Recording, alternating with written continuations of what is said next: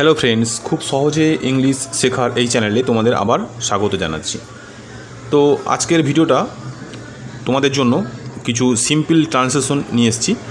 তো যারা একেবারে ট্রান্সলেশন পারো না, অর্থাৎ একদম বাংলা থেকে ইংরেজিতে অনুবাদ করতে তোমাদের খুব অসুবিধা লাগে বা একেবারে পারো না, একদম বেসিক লেভেলের অল্প কিছু ট্রান্সলেশন তোমাদের জন্য নিয়ে এসেছি এবং ভালো করে বুঝিয়ে দেওয়ার চেষ্টা করব, যাতে তোমরা খুব সহজেই এই ট্রান্সলেশনগুলো করতে পারো। ঠিক আছে? তো ট্রান্সলেশন করতে হলে আমাদের যে দরকার, যেটা হচ্ছে গ্রামারের বেসিক লেভেল দরকার। বেসিক লেভেল স্ট্রং হওয়া জরুরি। তো বেসিক লেভেল স্ট্রং করার জন্য আমরা একটি বিশেষ বই থেকে একদম বেসিক লেভেল থেকে অ্যাডভান্স লেভেল পর্যন্ত স্টেপ বাই স্টেপ ভিডিও আমরা এই চ্যানেলে আনছি। তো যারা একদম গ্রামার বেসিক লেভেল থেকে শিখতে চাও, তো তোমরা অবশ্যই নতুন যারা আছো চ্যানেলটিকে অবশ্যই সাবস্ক্রাইব করে নিতে পারো, যাতে তোমাদের এই গ্রামার শেখার ক্ষেত্রে খুব সহজ লাগে। ঠিক আছে?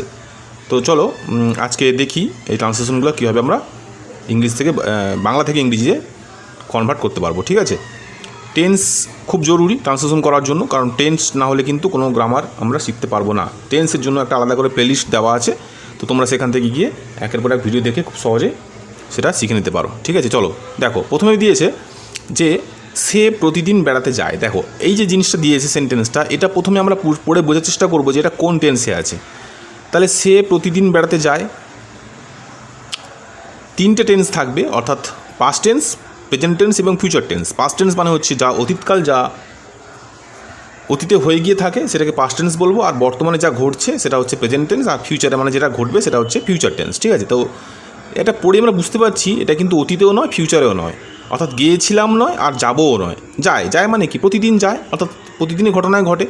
তো প্রেজেন্ট হতে পারে, তো প্রেজেন্ট টেন্সের এটা টেন্স। তাহলে টেন্স ক্লিয়ার হয়ে গেল। এবার টেন্সের ক্ষেত্রে আমরা কী করে বাক্য গঠন করবো দেখো। তাহলে সে ইংরেজি করে দাও হি। ঠিক আছে?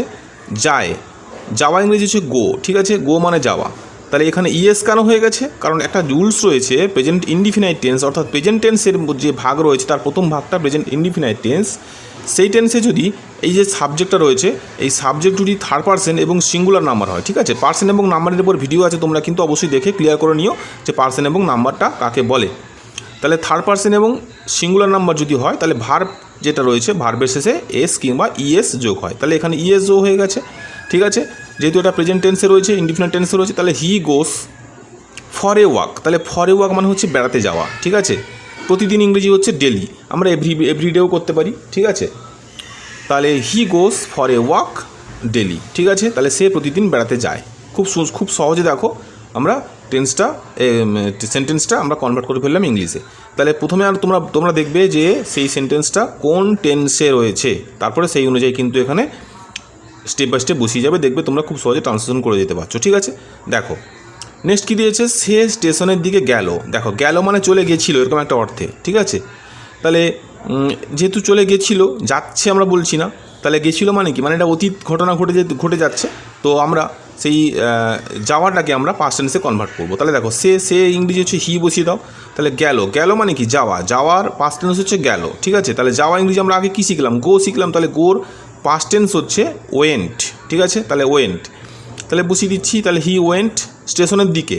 তাহলে কোনো দিকে যাওয়া বোঝাতে আমরা টু ওয়ার্ডস ব্যবহার করি। ঠিক আছে? তাহলে টু ওয়ার্ডস, কোন দিকে না স্টেশনের দিকে। তাহলে দ্য স্টেশন, তাহলে he went towards the station. ঠিক আছে?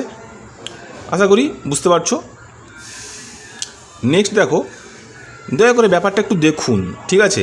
তো আমরা যেহেতু এটা অনুরোধ বোঝাচ্ছে, তো অনুরোধ ক্ষেত্রে আমরা কী করি, আমরা প্লিজ বলি। তাহলে প্লিজটাকে আগে বসিয়ে দেওয়া হয়েছে এবং এটা বুঝতে পারছি যে প্রেজেন্ট টেন্সেই রয়েছে, তাহলে এটা যা কিছু হবে প্রেজেন্ট টেন্সই হবে। তাহলে দয়া করে ইংরেজি হচ্ছে প্লিজ। তাহলে প্লিজ একটু দেখুন মানে কি, মানে ব্যাপারটা একটু খুঁটে দেখুন যে কী করা যায় কি না। ঠিক আছে? তাহলে এই দেখাটা ইংরেজি হচ্ছে বা তদন্ত করা, দেখায় বা তদন্ত করা, খুঁটে কিছু দেখা, এটা অর্থ হচ্ছে লুক ইনটু, যেটাকে ফ্রেজাল ভার্ব বলা হয়। ঠিক আছে? ফ্রেজাল ভার্ব কী করা হয় সেটা নিয়ে একটা আমাদের আলাদা করে প্লেলিস্ট রয়েছে, তোমরা সেই প্লেলিস্ট চেক করে ফ্রেজাল ভার্ব ভালো করে শিখতে পারবে যে কাকে ফ্রেজাল ভার্ব বলা হয়। তো এটা হচ্ছে একটা ফ্রেজাল ভার্ব। ঠিক আছে? Phrasal verb. তাহলে please look into the matter মানে হচ্ছে ব্যাপারটা। ঠিক আছে? তাহলে ম্যাটার মানে হচ্ছে ব্যাপারটা। তাহলে please look into the matter, এভাবে কিন্তু বলা হয়। ঠিক আছে? নেক্সট দেখো, আমার মা রান্নাঘরে। ঠিক আছে? তাহলে আমার মা রান্নাঘরে মানে কি, আমার মা রান্নাঘরে আছেন। ঠিক আছে? তাহলে দেখো এখানে প্রেজেন্ট টেন্সে রয়েছে, বুঝতে পারছি। তাহলে আমার মা লিখে দাও মাই মাদার। ঠিক আছে? তাহলে আছেন মানে কি, মানে যেই ব্যক্তি বা কোনো কিছু যদি নিজে থাকে তাহলে সেক্ষেত্রে আমরা ইচ কিংবা আর কিংবা ওয়াচ কিংবা ওয়ার লাগাবো। ঠিক আছে? প্রেজেন্ট টেন্সে হলে ইজ কিংবা অ্যাম কিংবা ইজ কিংবা আর লাগাবো, আর পাস্ট টেন্সে হলে ওয়াচ কিংবা ওয়ার লাগাবো। তাহলে এটা যেহেতু প্রেজেন্ট টেন্সে রয়েছে তাহলে আমরা ইজ লাগিয়ে দিচ্ছি, কারণ এটা সিঙ্গেল সেন্টেন্স মানে সিঙ্গেল সাবজেক্ট, ঠিক আছে। তাহলে মাই মাদার ইজ মানে নিজে আছেন, তাহলে মাই মাদার আমার মা আছেন কোথায়, না রান্নাঘরে, ইন দ্য কিচেন। কিচেন মানে রান্নাঘর, তোমরা সবাই জানো। তাহলে my mother is in the kitchen, ঠিক আছে, আশা করি বুঝতে পারছো। নেক্সট দেখো, ঘোড়া আস্তাবলে বাস করে, ঠিক আছে। তাহলে ঘোড়া যেখানে থাকে সেই জায়গাটাকে আস্তাবল বলা হয়, ঠিক আছে। বাংলাতে বলা হয় আস্তাবল, আর ইংরেজিতে বলা হয় স্টেবল, ঠিক আছে, মনে রাখবে। তাহলে প্রত্যেক প্রাণীর যে বসবাসের যেখানে বসবাস করে তার কিন্তু স্থানের নাম আলাদা করে আছে। আমরা যেখানে থাকি সেটা হচ্ছে রুম বলা হয়, হাউস বলা হয়, ঠিক আছে। সেরকম প্রত্যেক প্রাণী যেখানে থাকে সেই সমস্ত জায়গাগুলোর নাম কিন্তু আলাদা আলাদা থাকে, ঠিক আছে। তাহলে ঘোড়া যেখানে থাকে তাকে বলা হয় আস্তাবল বা স্টেবল, ঠিক আছে। তাহলে বাস করে এটা প্রেজেন্ট টেন্স রয়েছে, তাহলে ঘোড়া ইংরেজি লিখে দাও। তাহলে দ্য হর্স, বাস করে ইংরেজি কি, বাস করে ইংরেজি হচ্ছে লিভস, ঠিক আছে। যেহেতু এটা থার্ড পার্সন সিঙ্গুলার নাম্বার তাই এখানে এস যোগ হয়ে গেছে। তাহলে দ্য হর্স লিভস কোথায় থাকে, না আস্তাবলের মধ্যে থাকে, তাহলে ইন এ স্টেবল, ঠিক আছে, ইন মানে মধ্যে। তাহলে the horse lives in a stable. দেখো খুব সুন্দর করে হয়ে গেল। ছবির দিকে তাকাও, ঠিক আছে, লুক মানে তাকাও, ঠিক আছে, কোথায়, না অ্যাট মানে দিকে, ঠিক আছে, অ্যাট দ্য পিকচার, তাহলে লুক অ্যাট দ্য পিকচার, ঠিক আছে, পিকচার মানে ছবি। নেক্সট দেখো, আমার ঘড়িতে এখন 5টা বাজে, ঠিক আছে, প্রেজেন্ট টেন্সে কিন্তু, ঠিক আছে। তাহলে এটা কিন্তু এভাবে করা হবে যে it is 5 by my watch. তাহলে ঘড়িতে টাইম দেখার ক্ষেত্রে বোঝাতে হয় সেটা কিন্তু বাই ব্যবহার করা হয়, ঠিক আছে। তাহলে ইট ইজ 5 তাহলে it is 5 by my watch, ঠিক আছে, আশা করি বুঝতে পারছো।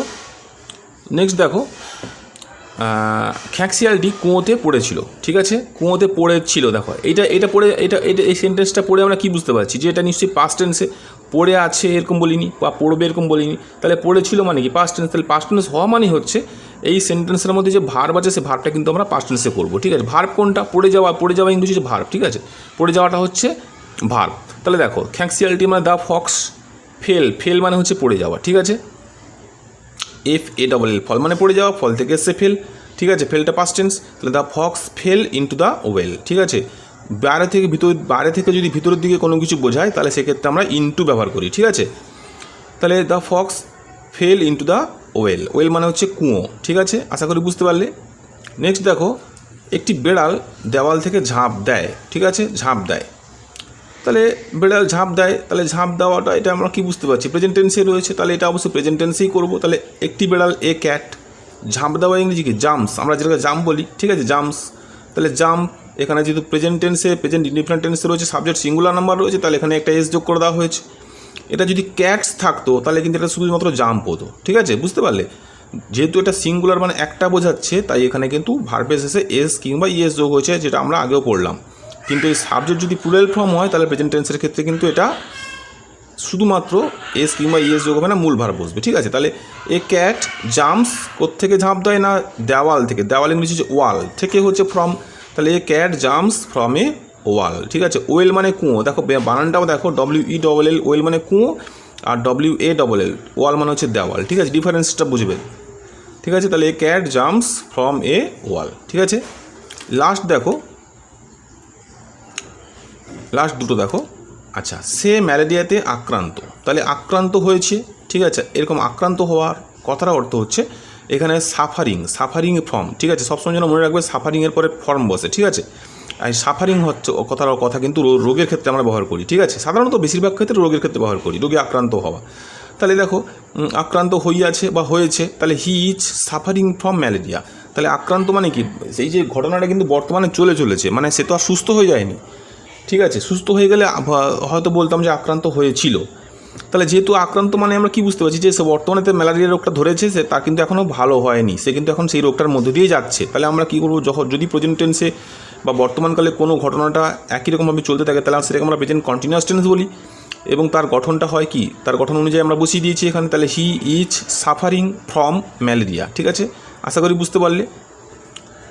লাস্ট দেখো, আমি এখন ট্রেনে আছি, ঠিক আছে। তাহলে আমি এখন ট্রেনে আছি, তাহলে আছি, তাহলে এখানে যেহেতু নিজে আছি তাহলে সেক্ষেত্রে কি আমি একটু আগে কী বললাম যে নিজের থেকে থাকলে অ্যামই যার বোঝায় প্রেজেন্ট টেন্সের ক্ষেত্রে, ওয়াজ ওয়ার বোঝায় পাস্ট টেন্সের ক্ষেত্রে, ঠিক আছে। তাহলে আমি ইংরেজি হচ্ছে আই, তাহলে অ্যাম মানে হই বা আছি, তাই, ঠিক আছে। নাও ইন এ ট্রেন, তাহলে নাও মানে কি এখন, আমি এখন ট্রেনে আছি, ট্রেনের মধ্যে আছি, মধ্যের ক্ষেত্রে ইন ব্যবহার করা হয়েছে। তাহলে আমি এখন ট্রেনে আছি, তাহলে I am now in a train, ঠিক আছে। দেখো ভালো করে বোঝানোর চেষ্টা করলাম, আশা করি তোমরা ভালো করে খুব বুঝতে পেরেছো। তোমাদের ভিডিওটা কেমন লাগলো তোমরা অবশ্যই কিন্তু কমেন্টে জানিও। কোন কোন ট্রান্সলেশনটা বুঝতে পারলে না তোমরা কিন্তু তাও অবশ্যই কমেন্টে জানিও, কারণ গ্রামার শেখার সাথে সাথে তোমাদের ট্রান্সলেশন চেষ্টা করছি, তোমরা কিন্তু ভালো করে ট্রান্সলেশনগুলো ভালো করে দেখো এবং এই বাংলাগুলোকে খাতায় তুলে নিয়ে তোমরা ভালো করে প্র্যাকটিস করে ভিডিওর সঙ্গে মিলিয়ে নিতে পারো, যাতে তোমরা খুব সরগড় হতে পারো। যখন প্যারাগ্রাফ কিছু লিখবে তখন প্যারাগ্রাফটা কিন্তু এই ট্রান্সলেশনে খুব সাহায্য করবে, ঠিক আছে। গ্রামারের অন্যান্য চ্যানেলে মানে অন্যান্য জিনিস যে চ্যাপ্টারগুলো আছে সেগুলো শেখার জন্য কিন্তু থ্রোলিভাবে এই চ্যানেলে রেগুলার ভিডিও দেওয়া হচ্ছে। প্রতিদিন সন্ধ্যা 6টার সময় ভিডিও আসছে। তো তোমরা যারা নতুনরা আছো তারা অবশ্যই দেখো, যারা পুরনোরা আছো তারা অবশ্যই আমাদেরকে সাপোর্ট করার জন্য তোমাদেরকে অনেক অনেক ধন্যবাদ। আজকে যারা নতুন ফার্স্ট টাইম চ্যানেলটা দেখলে তারা কিন্তু অবশ্যই চ্যানেলটিকে সাবস্ক্রাইব করে নিও, যাতে তোমরা এরকম হেল্পফুল ভিডিও খুব সহজে পেতে পারো এবং খুব সহজে হাতে কলমে যেভাবে দেখালাম পুরো বইটাতে চ্যাপ্টার ওয়াইজ এক্সারসাইজ সমেত তোমাদেরকে করে দেওয়া হবে, যাতে তোমরা খুব সহজেই ইংলিশটাকে রপ্ত করতে পারো, ঠিক আছে। তো আজকের মতন সবাইকে অনেক অনেক ধন্যবাদ। নেক্সট ভিডিও নিয়ে আবার তোমাদের সঙ্গে আবার দেখা হচ্ছে, ঠিক আছে। ততক্ষণের জন্য টাটা, বাই।